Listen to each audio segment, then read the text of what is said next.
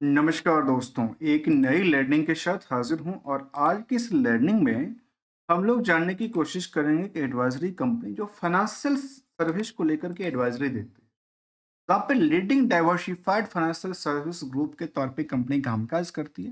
Prudent इसका नाम है और इसके अलावा देखा जाए कंपनी चाहे म्यूचुअल फंड डिस्ट्रीब्यूटर का कामकाज हो, इन्वेस्टमेंट अकाउंट्स की बात किया जाए, इसको लेकर कंपनी कामकाज करती है। ऑनलाइन सर्विस प्लेटफॉर्म इनके पास अच्छे खासे हैं, जहाँ पे प्रूडेंट प्राइवेट वेल्थ से लेकर के वेल्थ मैनेजमेंट से लेकर के चाहे वो फंड्स बाजार की बात किया जाए, पॉलिसी वर्ल्ड की बात किया जाए, क्रेडिट बास्केट की बात करें, ये इसकी इनकी एक प्लेटफॉर्म है जहाँ पे ये अपनी सर्विस प्रोवाइड करती दिखती है। यहाँ पे कंपनी क्या क्या देती है? कंपनी देती है mutual fund services, insurance, stock broking, fix income product, property and the loan के लिए कंपनी कामकाज भी करती दिखती है, इसलिए इनका नाम उन्होंने डाइवर्सिफाइड रखा है। मार्केट की स्ट्रेटजी की तरफ हम केवल बिजनेस मॉडल नहीं, मार्केट में इनकी पीयर्स के से कंपेयर भी करेंगे कि आखिर आपस में फंडामेंटल से लेकर के और स्टॉक परफॉर्मेंस के लिहाज से किसका कितना बेटर रिटर्न क्रिएट करती दिखती है और कंपनी कौन कितना और प्रॉफिट भी कमाती दिखती है। यदि इनकी चार्ट लेवल को देखा जाए पिछले 5 सालों के लिहाज से, तो मार्केट एक अच्छी खासी रनवे पे उड़ती दिखी थी, लेकिन पिछले कुछ दिनों से यहाँ पे प्रेशर्स बनती दिखी है बिकवाली को लेकर। Company Prudent Corporate Advisory Service Limited पूरा नाम है। इसको कंपैरिजन करने के लिए हमने कुछ चुनिंदे कंपनी को शामिल किया है, जिसमें कि अनंत आनंद राठीज वेल्थ होगा, केफिन टेक्नोलॉजी होगा, सीडीएसएल की बात करेंगे और साथ में गोजीत गोजीत फाइनेंशियल सर्विसेज की भी बात हम आपस में कंपैरिजन करने की कोशिश करेंगे कि इसके लिहाज से स्टॉक परफॉर्मेंस के लिहाज से। अब आती है इस कंपनी को लेकर समरी डेटा क्या कहता है। बुक वैल्यू से 1740% मूवमेंट क्रिएट कर चुका, मतलब बहुत ज्यादा रनवे पे उड़ चुका। इंट्रेंसिक वैल्यू से देखा है तो भी लगातार बढ़ती नजर आती है। हायर से हायर की बात करूं तो 3700 तक गया था, लोअर साइड 1100 के आसपास की बात करूं, फिलहाल ये 11 बॉटम से लेकर के फिलहाल की जो रेंज है उसमें डबल का आंकड़ा है, 100% की मूवमेंट है। और ऊपरी सतह से यदि देखा जाए तो भी करीब करीब कह सकते हैं कि करीब 30% से ज्यादा की गिरावट हो चुकी है। अब इंट्रेंसिक वैल्यू के इंडस्ट्रियल की पी के मुताबिक देखा जाए तो इस स्टॉक का जो पी है काफी ज्यादा ओवर वेटेज की बात कहती है, जहां अर्निंग पर शेयर 42 रुपए से ज्यादा है। नंबर ऑफ शेयर जो है 4 करोड़ 14 लाख की है। और मैं हमेशा इस चीज को हाईलाइट करता हूँ दोस्तों, हमेशा देखिए किसी भी कंपनी की प्रोडक्ट जो शेयर है ना, वो लिमिटेड हो। यहाँ पे इसके लिहाज से मार्केट कैप करीब 9,800 करोड़ क्रिएट होती है। तो कंपनी में प्रमोटर का कंट्रोल 55% के आसपास, आरओई आरओसी की आंकड़ा देखा जाए तो 33 से लेकर 43% रिटर्न। वहीं पे यदि आप इन पार्टों को जानने की कोशिश करें, डेट टू इक्विटी को लेकर, करंट रेशियो के नंबर लेकर के और नेट इनकम सोर्स में, करीब कंपनी ये दर्ज करती है कि नेट इनकम सोर्स पे लिहाज से जो प्रॉफिट कंपनी बुक करती है वो 17% की बुकिंग कर पाती है।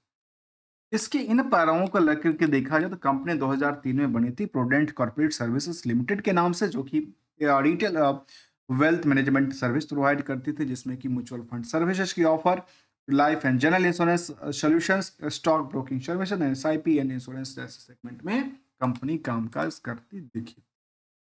अब आते हैं मार्केट को लेकर कि इनका रिजल्ट के प्रोस्पेक्टिव फिलहाल नहीं है, तो कुछ बातों को और शामिल कर लेते हैं कि आखिर जो यहाँ पे हमने ये डेटाबेस लिया, debt to equity, current ratio की number, outstanding versus profit, sales versus audit, ये सभी आंकड़ा हमारे सामने ये दर्ज करती है कि कंपनी का खुद का बिजनेस रिस्क कितना है, क्योंकि ये सारे डेटा बैलेंस शीट से हमने कैप्चर किया।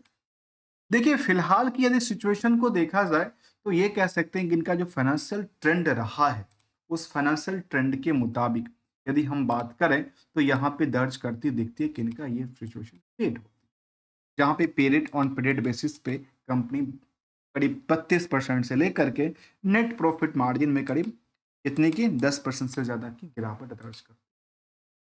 दूसरी पहलू कहता है कि क्वार्टरली डेटाबेस के मुताबिक आप देखेंगे तो इनका ये डेटाबेस साझा करता है, जहां पे लगातार अप ट्रेंड की बातें शामिल करता है। अल्टीमेटली 51% से लेकर के नेट इनकम में करीब करीब 70% की लिहाजे 2024 में 2023 से पता चला।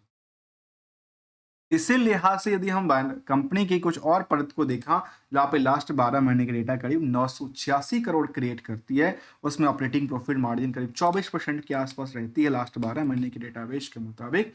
और ईयर एंड ईयर बेसिस की लिहाज से देखेंगे तो सेल्स लगातार बढ़ती नजर आती थी, प्रॉफिट का ट्रेंड लगातार ठीक ठाक है, स्टॉक प्राइस सीजीआर भी करीब 113% तक की मूवमेंट क्रिएट कर चुकी है, तो रिटर्न ऑन इक्विटी भी करीब 30 से लेकर के 36-35% तक के आसपास रिटर्न की बात शामिल कर।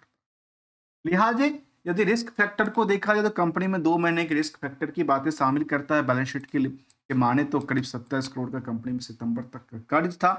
ज्यादातर जो फंड कंपनी का यूटिलाइज है वो फिक्स एसेट्स और इन्वेस्टमेंट के अंदर उन्होंने रफ्तार में लगा के रखी। ईयर्स के मुताबिक यदि कंपेयर करते हैं तो यहाँ पे Motilal Oswal financial, ICICI securities, angel one, क्योंकि ये सभी कंपनियां इसी सेगमेंट से जुड़ी हुई है, वेल्थ मैनेजमेंट, चाहे वो रिटेल्स के लिए हो कॉर्पोरेट।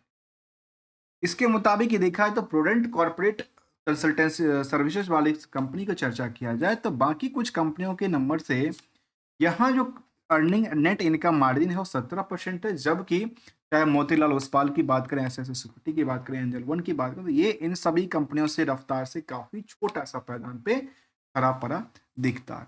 जबकि यहाँ पे नेट इनकम जो मार्जिन है वो काफी कम है, लेकिन निवेशकों को लेकर जो यहाँ पे इस कंपनी को लेकर के जो बुल कैंडल दर्ती करती है, इसको लेकर के अर्निंग पर शेयर के लिहाज से यहाँ पे मार्केट में भीड़ थोड़ा सा ज्यादा कहती है कंपेयर तो मोतीलाल ओसवाल, आईसीआईसीआई और एंजल वन जैसी कंपनियों से। जबकि स्टॉक परफॉर्मेंस के लिहाज से भी हम जानने की कोशिश करेंगे, जो इसी सेगमेंट से जुड़ा हुआ कंपनी है उसमें कुछ कंपनी का हमने जिक्र किया, जिसमें आनंद राठीज होगा, केफिंस टेक्नोलॉजी होगा, सेंट्रल डिपॉजिटरी सीडीएसएल और गोदरेज जैसे फाइनेंशियल सर्विस को कंपेयर किया गया। तो पिछले एक साल में के स्टॉक परफॉर्मेंस के लिहाज से प्रूडेंट जो एडवाइजरी कॉर्पोरेट एडवाइजरी की बात करें तो करीब 91% की मूवमेंट क्रिएट कर चुकी है। तो वहीं पे जो आनंद राठी, केफिन और बाकी जितनी कंपनियां हैं उसमें 15 से 20%, तो कहीं पे 56 से 99% तक की बातें को शामिल कर। अल्टीमेटली ये सेगमेंट जो है वही एक बुल है, भले मार्केट में बाकी सेगमेंट डाउन ट्रेंड दर्ज करती हो, लेकिन यहाँ पे जो ट्रेंड रहा पिछले एक साल की वो लगातार बीटर टू बीटर की बात शामिल कर। वहीं पे पिछले एक महीने की जो मार्केट सिचुएशन रही उसके लिहाज से सभी कंपनियों में गिरावट रही, जहां पे नॉमिनल से लेकर के करीब करीब देखा जाए 26% तक गिरावट, जहां 16% इस कंपनी में, तो आनंद राठीज के अंदर 12%, तो केफिन के अंदर 26%, तो सेंट्रल डिपॉजिटरी के अंदर 22%, तो गोजिट फाइनेंशियल के अंदर करीब करीब 18% की गिरावट दर्ज करती दिखी।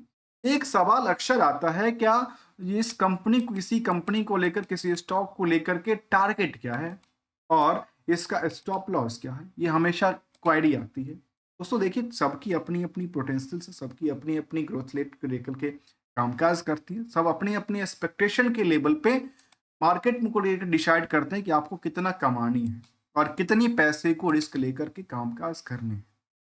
क्योंकि कोई खुद की बात करूं, यदि इसी कंपनी की बात करूं, इसी कंपनी ने अपनी रिस्क फैक्टर के मुताबिक करीब 13% रिस्क फैक्टर ले करके, जो कि 2 महीने की टाइम फ्रेम थी, वो 17% की कमाई करती है लास्ट 12।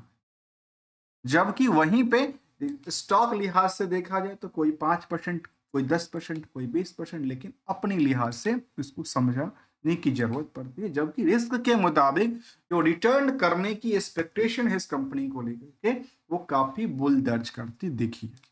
क्या दर्ज करती दिखी है? ये बिल्कुल बुल दर्ज करती दिखी है। मार्केट यदि गिरावट दर्ज किया है तो पिछले 3 महीने से एक ही रेंज में ट्रेड करती देखी गई है। मार्केट जैसे बाउंस बैक क्रिएट करे, क्योंकि मार्केट आजकल सभी के सभी गिरावट दर्ज करती है, उसके पीछे का वजह है कि एफआई डीआई की अच्छी खासी खरीदारी बिकबाली आपस में तालमेल बिठ पाती है, नहीं बिठ पाती है तो खुद की टारगेट के बेसिस पे आपको समझा जा सकता है। मार्केट में इनकी फंडामेंटल ट्रेंड कंपनी का बेटर करती दिखी है, इसके लिहाज से भी जानने की जरूरत है। दोस्तों हमारे साइड से हमेशा कहता हूँ, कोई भी ट्रेडिंग और एडवाइजरी की बात बिल्कुल शामिल नहीं होता, only as a learning point of view से। लेकिन इस कंपनी में निवेशकों का इंटरेस्ट जाना जाए तो इस कंपनी में निवेशकों का इंटरेस्ट ये कहता है कि करीब 29 से 30 हजार निवेशक हैं। एफआईडीआई के अलावा कंपनी में आम पब्लिक की भूमिका बिल्कुल नहीं के मुताबिक है, केवल और केवल 5% की होल्डिंग है। उस 5% की होल्डिंग में भी कुछ नाम शामिल करता है, जहां पे एक पटेल साहब जी हैं जिनके पास करीब 2.25% के आसपास की है। डीआई कंपनी में 23% है, तो एफआई भी पीछे नहीं है। इस कंपनी में एफआई भी करीब 14% होल्डिंग के साथ कामकाज करती देखी गई है। जबकि प्रमोटर्स ग्रुप से भी देखा गया कि अच्छे खासे साहब सब बैठे हैं। साहब सब की कंपनी है जहाँ पे 42%, 6%, 7% होल्डिंग बरकरार बैठी रही है। इसमें कोई डिमेरिट दर्ज नहीं करती, लेकिन क्या निवेशकों को लेकर कैसा इंटरेस्ट रहा, क्या कंपनी ने कुछ दिया लिया? तो कंपनी कहती है कि 2022, 23, 24 हमने डिविडेंड दिया है, लगातार हम देते रहे हैं। इन्वेस्टर मीटिंग को लेकर कंपनी ने अपडेट दिया है, 9 मंथ वाली डेटा को लेकर अपडेट दिया है। इसके अलावा यदि कंपनी की आप सेंसेक्स के पार्ट से कंपेयर करेंगे या बीएससी सर्विसेज पार्ट से कंपेयर करेंगे, जब से पिछले 2 साल से लिस्टिंग हुई है, कंपनी पिछले 1 साल से लेकर 2 सालों के बीच में तो अच्छी खासी रनवे पे चल रही थी, लेकिन मार्केट में फिलहाल उसका सेंटिमेंट बिगड़ा हुआ दिखता है, क्योंकि बाकी सेंसेक्स की पार्ट या बीएससी सर्विसेज पार्ट के सब में बिगड़ा हुआ दिखता है। उसके पीछे का वजह यह है, जो आप यदि इन डेटाबेस को देखते हैं, यदि हम इन डेटाबेस को आपके सामने प्रेजेंट करते हैं, जो हमने एनएससी के डेटाबेस से कैप्चर किया है, यहाँ पे देखिए, जहाँ पे लगातार इस महीने में देखिए लगातार कभी एफआईआई ने यहाँ पे खरीदारी नहीं किया है, सब के सब बिकवाली के प्रेशर से झेल रही है। तो वहीं पे हमारे इंडियन इंस्टीट्यूशनल इन्वेस्टर की धन्यवाद है, जो ये लगातार खरीदने में व्यस्त है, वो बिकवाली नहीं करते हैं, वो अल्टीमेटली ज्यादा ही खरीद के रख लेते हैं जब मार्केट गिरता है। मिलेंगे कुछ नई लर्निंग के साथ, तब तक के लिए विदाउट किसी ट्रेडिंग एडवाइजरी और नोट्स को लेकर के, थैंक्स फॉर द ज्वाइनिंग दोस्तों।